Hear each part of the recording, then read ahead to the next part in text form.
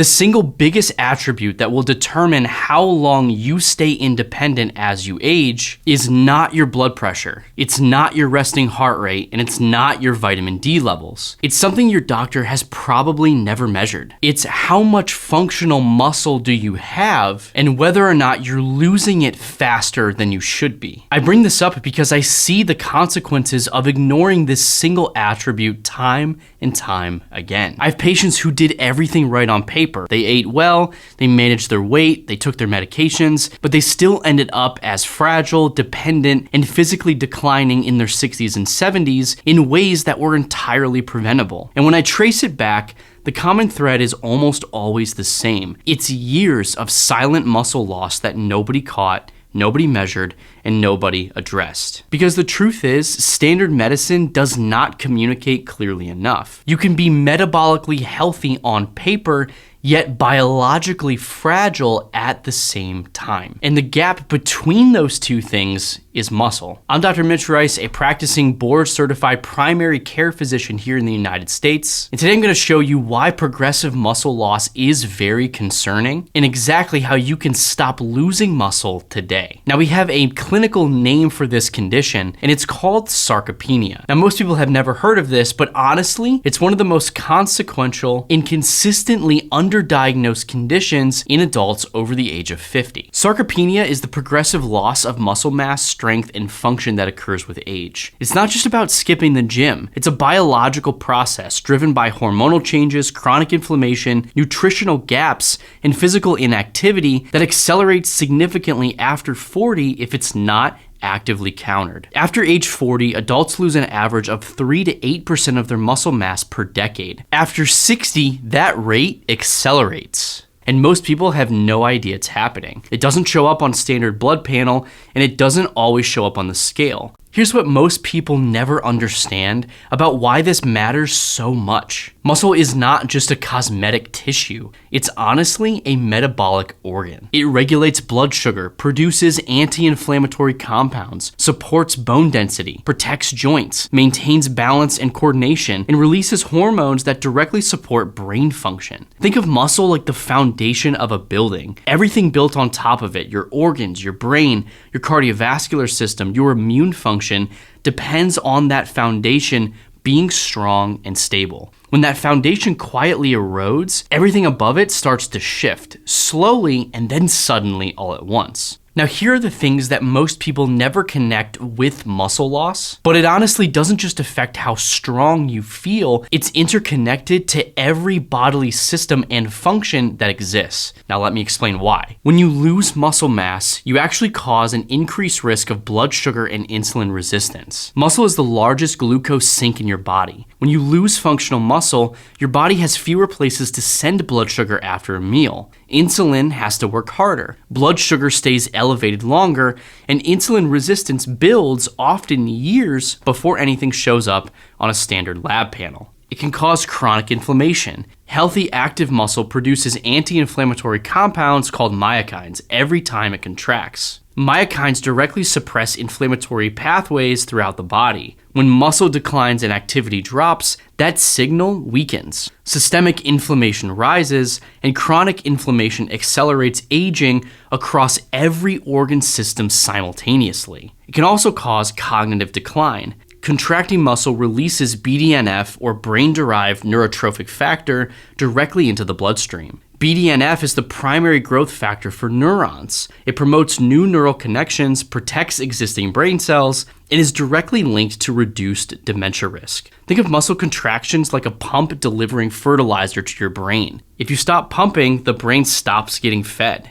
It also causes bone density loss. Muscle and bone are mechanically linked. The load muscle places on bone during movement is one of the primary signals keeping bone density stable. Less muscle activity means less mechanical loading, which accelerates bone loss and dramatically increases fracture risk. And finally, cardiovascular risk.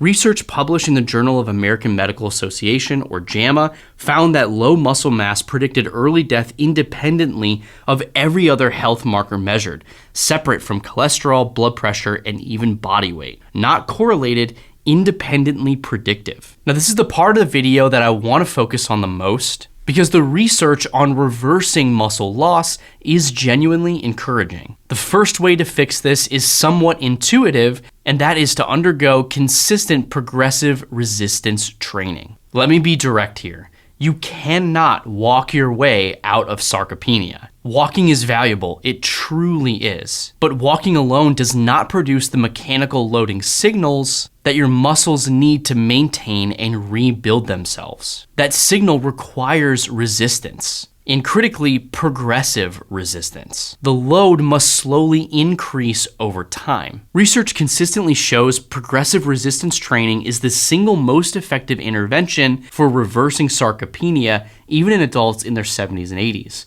2 to 3 sessions per week targeting major muscle groups is the minimum effective dose. Squats, deadlifts, rows, presses, you don't need a gym to do these, and you don't need heavy weights. You just need consistent progressive challenges. Honestly, one of the best ways to achieve this is using resistance bands from the comfort of your own home. And if you want the best and most affordable resistance bands on Amazon, I'll put a link to those in the description below. Fix number 2 is to dramatically increase protein intake. Many people that I see around the world, especially over the age of 50, are chronically under-eating the amount of protein their body needs. Adults over 50 need approximately 1.2 to 1.6 grams of protein per kilogram of body weight daily to support muscle protein synthesis at an adequate rate. So if you have a 170-pound adult, that's 92 to 116 grams per day. Most people are only getting about 50 to 60. That gap is where muscle loss happens. Aim for 30 to 40 grams of protein at breakfast,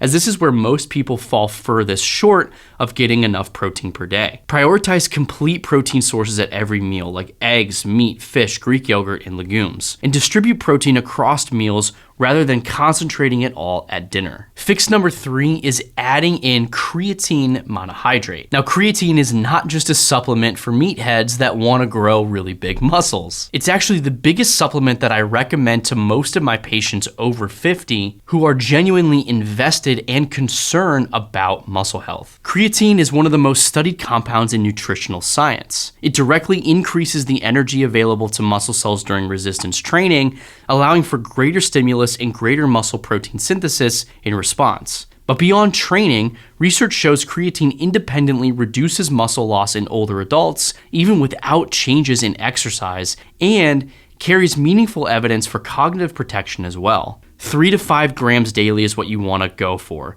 No loading phases required, just take it consistently. If you want the best and most affordable version of creatine found on Amazon, I'll put a link to that in the description below. Fix number 4 is to protect your deep sleep. The majority of muscle protein synthesis happens during deep sleep. Growth hormone, the primary driver of muscle rebuilding, is secreted in its largest pulse during the first cycle of deep, slow-wave sleep. When sleep is poor or fragmented, that growth hormone pulse gets suppressed. And suppressed growth hormone means suppressed muscle repair, regardless of how well you trained or how much protein you ate. You can do everything right and still lose muscle if your sleep is consistently poor. You want to aim for 7 to 8 hours of quality sleep, as this is not optional for anyone trying to preserve muscle after age 50. Fix number 5 is to address chronic inflammation. Now, chronic low-grade inflammation directly affects muscle breakdown, and this is known as a process called muscle catabolism. The inflammatory cytokines driving this are the same ones produced by visceral fat,